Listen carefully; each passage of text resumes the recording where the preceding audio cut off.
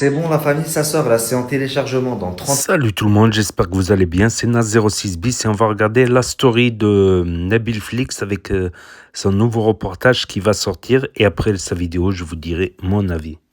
Minutes maximum, c'est sur la chaîne. Je suis au studio, regardez, je vous montre un petit extrait. Est-ce que tu peux remettre juste le teaser de fin? Je veux pas leur spoiler l'épisode, ils iront le voir tout à l'heure. Ouais. Dans le prochain épisode, je franchis une ligne que je ne pensais jamais dépasser. Je vais me faire passer pour le fils d'une des sœurs, pour infiltrer leur monde, comprendre leurs secrets et découvrir ce que ce village cache réellement.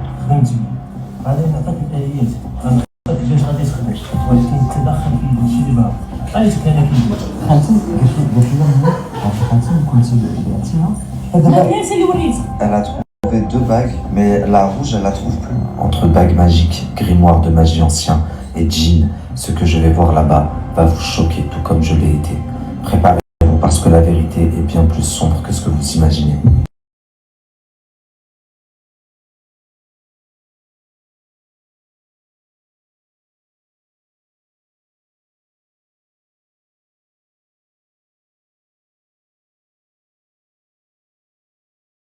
La famille, ma pelouse, les gens ils passent devant, ils pensent que c'est un refuge pour chats, je crois. Ah, je suis mort. Regardez les pelouses des voisins. Pas un chat. Ils ont pris l'habitude qu'on leur donne à manger, ils sont toujours sur la pelouse. Et Noémie, elle veut pas s'arrêter. Ils sont en train de se battre là-bas. Il a fini son assiette, il est parti voler là-bas. Tu as failli être enterré vivant étant enfant. Comment est-ce que ça s'est produit? Est-ce que tu peux nous en dire plus? C'est ma propre mère qui m'a dit ceci. Voilà, t'étais mort. C'est-à-dire, on t'a amené c'est-à-dire en direction du cimetière pour l'enterrement et au milieu du chemin, t'as repris vie. Et je me pose la question, est-ce que le fait que j'étais mort, est-ce que c'était pas voulu? Allah ouais. Est-ce que je n'ai pas été étouffé? Le fait que je me suis retrouvé sans mobilité, ça vient du fait que j'ai été, c'est-à-dire, comment dire, paralysé par des coups. Par des coups? Par des coups, les pieds attachés avec des planches sur le côté et des coups qui se donnaient par derrière. Le fait que je me suis retrouvé handicapé comme ça sans pouvoir marcher, c'est la faute au genoun. C'est-à-dire, c'est la faute au genou? C'est la faute au genoun. Ce n'est pas elle qui m'a frappé. Parler comme ça, c'est comme une excuse, c'est-à-dire ce n'est pas moi. Tu lui parles de son petit frère et d'un certain puits où le frère de ta mère aurait été jeté. Et ce puits-là, moi, je ne pouvais pas l'approcher parce qu'il y avait toujours un chien attaché. Il y avait un arbre qui était à quelques mètres de ce puits. Un chien qui était attaché aux abords que personne ne pouvait approcher. C'était une grand-mère qui était froide déjà. Elle avait horreur des enfants. Je me souviens que quand un enfant s'asseyait à côté d'elle, elle le pinçait aux cuisses pour qu'il s'éloigne. Elle avait horreur d'avoir un enfant assis à côté d'elle. Alors, on sait que ta grand-mère, du coup, elle était familière, on le sait au moins avec l'un de ses enfants. Est-ce que tu sais, si dans tes souvenirs à toi, est-ce que tu sais si ta mère a eu affaire à ce genre de pratique? J'ai comme un flash que je me suis aperçu qu'il y avait cette personne qui a transporté ce cadavre dans le garage. Il y était en train de faire quelque chose qui me semblait en dehors de ce qu'il faisait d'habitude. J'aimerais rapidement réagir à la vidéo qu'a fait cette jeune demoiselle à mon sujet, où elle explique que mon contenu et mes vidéos la mettent très mal à l'aise, qu'elle ressent quelque chose de malsain en moi. Elle sait pas comment l'expliquer, ce serait dans mon regard, je lui fais peur. Et donc elle en a fait une vidéo carrément. Elle a le droit et je peux comprendre, hein, tout le monde ne peut pas adhérer au contenu de tout le monde et c'est ok. Moi, j'adhère pas du tout au contenu de Adé Laurent par exemple. Je trouve que c'est pas en adéquation avec mes valeurs, mes principes. Même s'il m'a jamais rien fait, j'ai strictement rien contre lui. Je l'ai bloqué. Comme ça m'évite de tomber sur ses vidéos, etc. Étant donné que de temps à autre, je tombe sur son contenu et ça me met mal à l'aise. Donc ma question est, et ce que je ne comprends pas, c'est que si je vous mets tant mal à l'aise que ça, à tel point que je vous fais peur et que vous sentez quelque chose de malsain en moi, pourquoi est-ce que vous regardez mon contenu, vous regardez mes vidéos, jusqu'à même faire des vidéos sur moi et sur mon contenu? Enfin, au bout d'un moment, si je te fais peur et que je te mets mal à l'aise, bloque-moi, supprime-moi, fin, on n'en parle plus. Donc ça, c'est la première des choses. Ensuite, la deuxième des choses, tu expliques que tout mon contenu, c'est sur le diable, la sorcellerie, etc. Alors, comme tu peux le voir ici, sur ma chaîne YouTube, il y a plus de 100 vidéos. Et sur 100 vidéos, il n'y a que 2 sujets sur la sorcellerie. 2.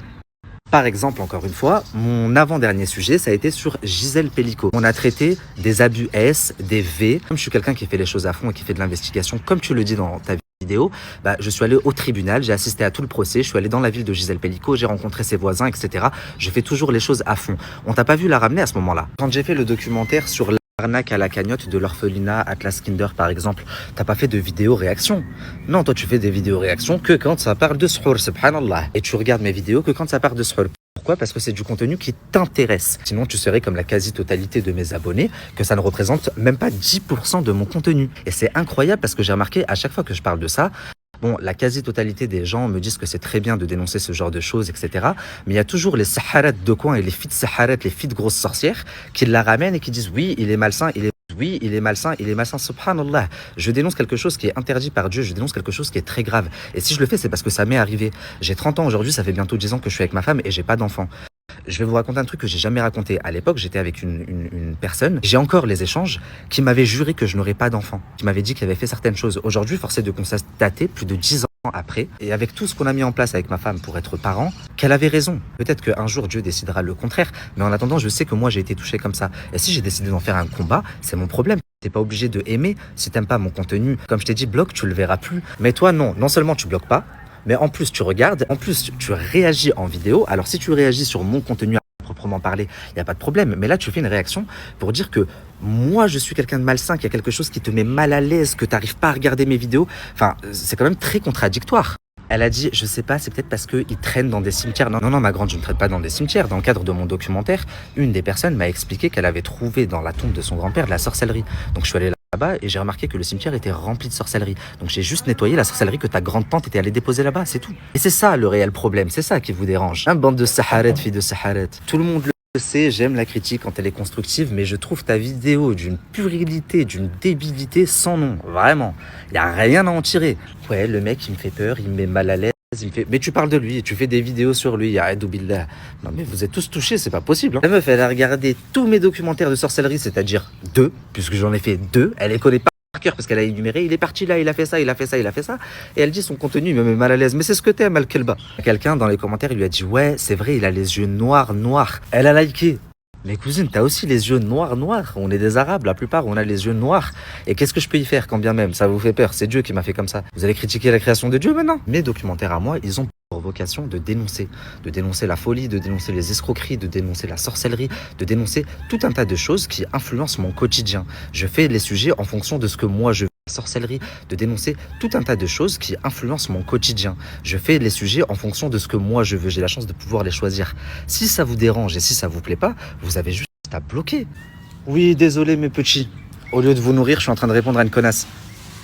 Allez, je vous nourris tout de suite. Bon, c'est pas tout, mais je dois nourrir les chats du quartier. Regardez, ils sont au drive, ils attendent tous. Regardez, ils vont tous arriver, vous allez tous les voir débarquer là. Hop, c'est prêt les gars, venez. Allez, venez, je vous pose sur la pelouse. Hop. C'est bon, la famille, je suis redescendu. Ils m'ont apaisé les chats. Vous savez, dans tous les quartiers, vous avez toujours une folle aux chats. Où il y a tous les chats qui tournent autour de chez elle. Dans mon quartier, c'est moi. C'est moi le fou aux chats et aux chiens. J'ai les chiens aussi de l'autre côté, j'ai les chiens qui traînent. Tous les chiens du quartier. Toi, t'as... Noémie, elle a acheté une laisse au chat, mais je sais pas si c'est une bonne idée. Viens. On lui a pas assez serré. Viens, ma fifi. Viens ma fifi. Mais déjà, pourquoi ça existe les laisses pour chat si c'est pour pas les humains Je crois que c'est pas adapté, faut lui enlever. Un chat, c'est pas fait pour être en laisse. Alors pourquoi ça existe les laisses pour chat? Ah ma pépette, je te la retire. Donc voilà, c'était la story de Nabil Flix, donc la partie 2 de son reportage Le diable se cache sous Yéma. Il est sorti voilà sur la chaîne Nabil Flix, voilà Nabil Flix sur YouTube. Donc ouais, les principaux sujets qu'il a développés en sorcellerie, c'est l'artiste et là ce sujet-là. Mais il y a aussi l'affaire Carla Moreau. Il l'a pas encore sorti, ça fera le 3e sujet, la vidéo. Il l'a pas sorti, Carla Moreau. Donc ça a fait beaucoup de bruit, je crois, en 2020, depuis 2020. C'est toujours pas fini cette histoire. Ah non, mais c'est pas marrant, finalement. C'est pas marrant. Après, oui, ça, c'est des sujets qu'il a développés je sais pas, moi, si j'aime pas les films d'horreur, par exemple, bah, je vais pas aller regarder les films d'horreur, quoi, en général, si ça me met mal à l'aise, hein, tout ça. Mais en tout cas, force est de constater que quand on écoute le discours de Nabil Flix, je trouve que c'est quelqu'un qui parle bien. Je trouve il a une élocution convenable. Voilà. Des fois, malheureusement, des fois, on juge les gens à leur façon de parler. Ce n'est même plus une question d'origine. Comme on dit, la racaille n'a pas d'origine ni de statut social, comme on dit. T'es là, tu parles avec quelqu'un, il arrive, qui peut être blanc aux yeux bleus. Ouais, wesh, qu'est-ce qu'il y a? Ouais. Il peut être blanc aux yeux bleus, ça ne... La façon de s'exprimer, je trouve que c'est très important. Et la façon de s'exprimer révèle déjà quelque part la personnalité. Voilà, il parle un bon français, quoi. Il parle un bon français avec une bonne syntaxe, tout ça. Ça révèle, voilà, pour un Français, je parle, parce que ça dépend. Tu peux avoir des étudiants marocains qui parlent pas couramment le français, mais qui sont très bien élevés, très bien éduqués. Oui, on sent dans sa façon de parler déjà qu'il a été bien éduqué, bien élevé. Ça, c'est vrai que, voilà.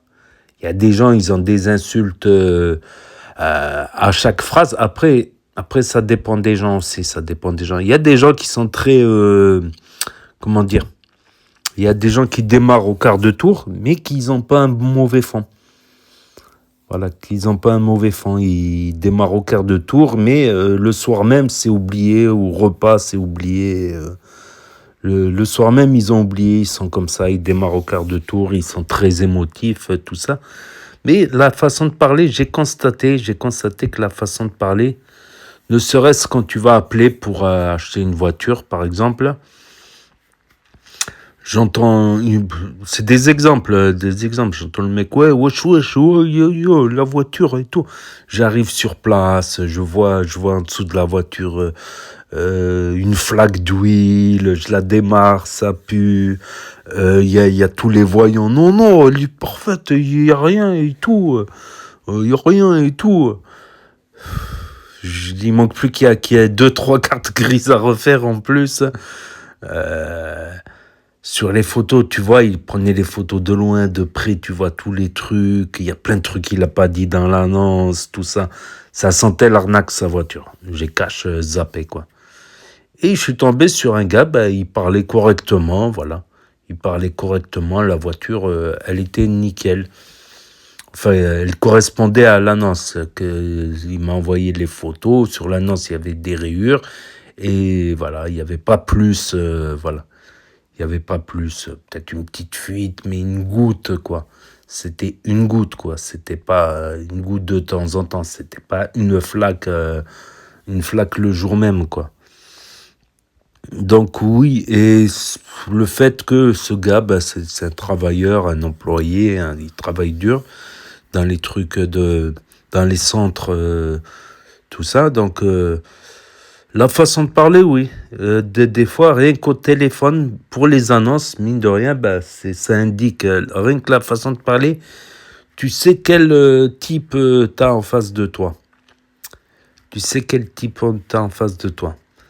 Et pareil pour les meufs, si elles font que parler du matin au soir de la sorcellerie, c'est qu'elles sont piquées de ça, quoi. Il n'y a pas de doute, quoi. Il n'y a pas de doute, quoi.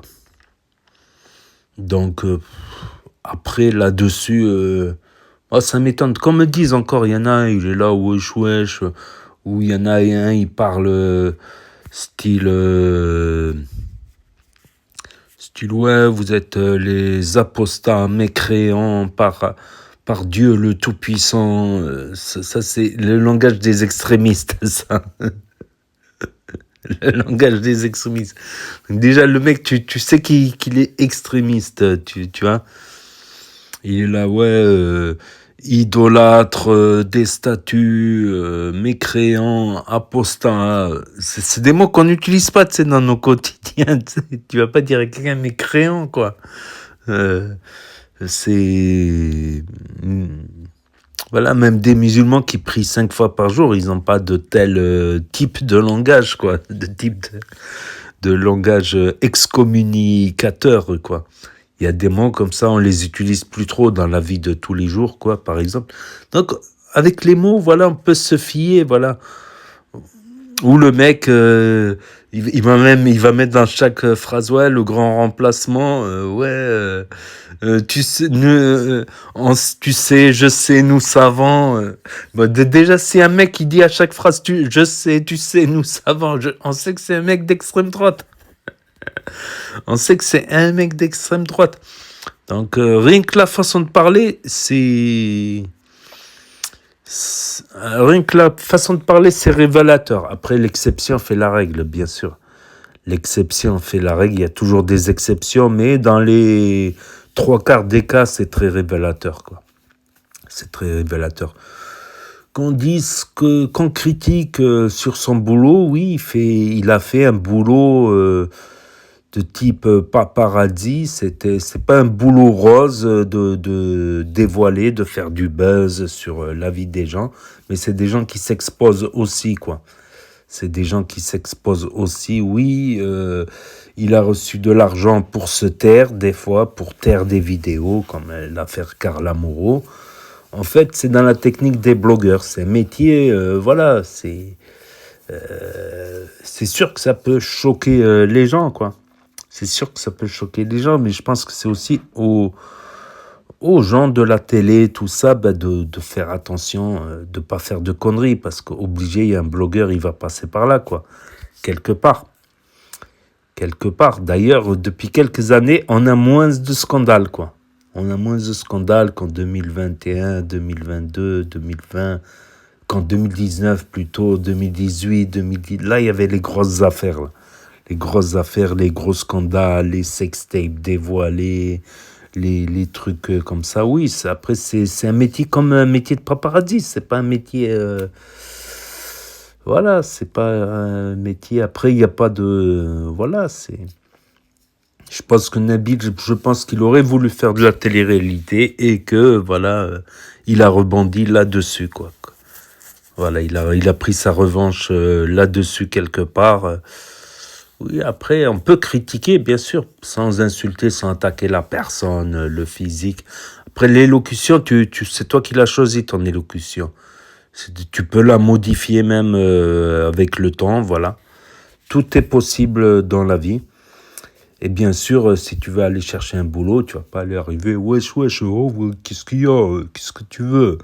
Moi, je cherche un emploi, moi, je suis venu déposer... Voilà, si tu veux mettre tes chances de ton côté, que ce soit professionnellement, s'ouvrir vers d'autres catégories sociales, d'autres catégories de gens, bien sûr, faut mieux avoir une élocution correcte, je pense. Je pense, voilà. Et ça en dit long sur les personnes, donc... Voilà, après, il fait pas, je dis pas, ça a l'air quelqu'un à la base de bien élevé, de poli, de... Voilà. Après, il fait pas un boulot, certes, avec les avocats, Carla Moreau, voilà, elle a voulu lui payer des centaines de milliers d'euros pour qu'il ne diffuse pas d'autres vidéos qu'il a en sa possession sur elle et que ces vidéos ne fuitent nulle part d'autre ailleurs. Donc oui, c'est vrai, mais c'est pas du chantage, c'est plus compliqué que ça. Les blogueurs, ils préviennent tout de suite, ils préviennent toujours 2 semaines à l'avance pour préparer la personne psychologiquement, voilà. Parce que ça peut être un choc que telle vidéo soit dévoilée sans être préparée psychologiquement. Donc ils ont 2 semaines pour se préparer, pour réfléchir, pour justement essayer de contre-attaquer ou quoi. Donc de donner une réponse le jour J, quoi. Le jour J pour donc et se préparer psychologiquement, parce que les chocs psychologiques, c'est jamais facile, surtout qu'il y a des gens qui ont eu des problèmes psychologiques, mais dans la télé-réalité, c'est déjà arrivé. Il y a des cas. Voilà, on peut citer des noms, tout ça. Enfin, c'est... Donc, et à partir de là, une fois qu'ils sont informés, des fois, ils proposent de l'argent contre le silence, voilà. Mais c'est pas une solution parce que la preuve, elle peut être... c'est un corbeau qui vend la preuve au blogueur et ce corbeau, il peut garder un double. Et s'il le dévoile pas, il l'envoie à un autre blogueur et ainsi de suite. Et il se retrouve à payer des sommes incroyables, quoi. Après, la télé-réalité, c'est beaucoup d'argent facile aussi, quelque part. Certains placements de produits, voilà, j'ai la crème miracle pour mincir des fesses. Voilà, c'est un peu de l'argent facile aussi, mais à eux aussi de pas, voilà, une fois que tu es connu, malheureusement, être connu, être une star, ça peut poser beaucoup d'inconvénients. Voilà, beaucoup de gens vont t'inventer des trucs ou vont vouloir te faire des procès pour te faire chanter, tatati, sans compter les cambriolages. Beaucoup, justement, ont fui vers Dubaï, quoi, où c'est beaucoup plus sécurisé. Et c'est souvent dans les cambriolages, souvent quand ils retrouvent des ordinateurs où il n'y a pas de mot de passe, tout ça, ils retrouvent des vidéos compromettantes, des sextapes que les cambrioleurs revendent à d'autres gens qui revendent aux blogueurs. Je sais pas trop comment ça se passe, mais ça...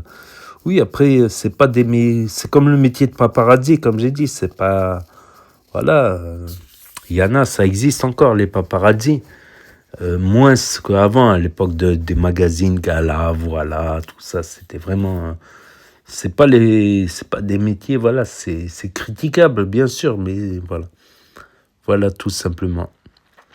Donc, n'hésitez pas à me dire ce que vous en pensez dans les commentaires, mettre un pouce bleu, à vous abonner, à cliquer sur la cloche, et je vous dis à bientôt pour de nouvelles vidéos. Tchuss et à